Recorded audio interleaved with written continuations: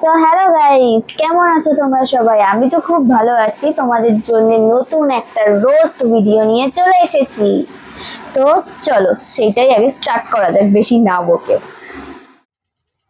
আমি বাংলাদেশের নায়িকা শালী লিওন। তুমি হচ্ছে একটা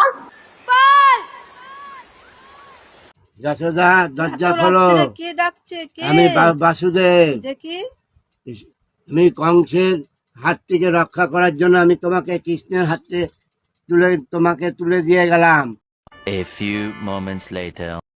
না, বাসুদেব তো আর কাউকে পেলো না, লাস্টে ঠাকুমাকে ধরে দিল গোপালকে। বাহ বাহ বাহ বাহ বাহ। লোকের কথাকে কখনো গুরুত্ব দিও না, তাহলে তুমি সামনের দিকে এগোতে পারবে না। আমার কথা শুনে মনে হইতেছে তুমি বিরাট জ্ঞানী মানুষ হয়ে গেছো।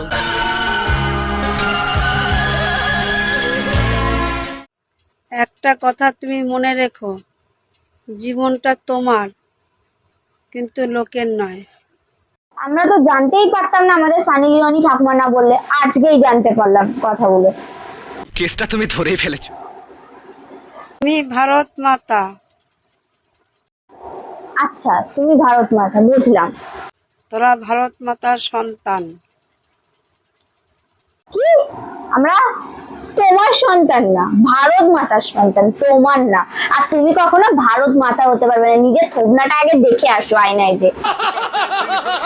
সানি লিওনি ঠাকুমা আমাদের সানি লিওনি গান শোনাবে। একটা গান গেয়ে শোনাচ্ছি। ভক্ত মানারা তেরা দেখি, ভক্ত মানারা।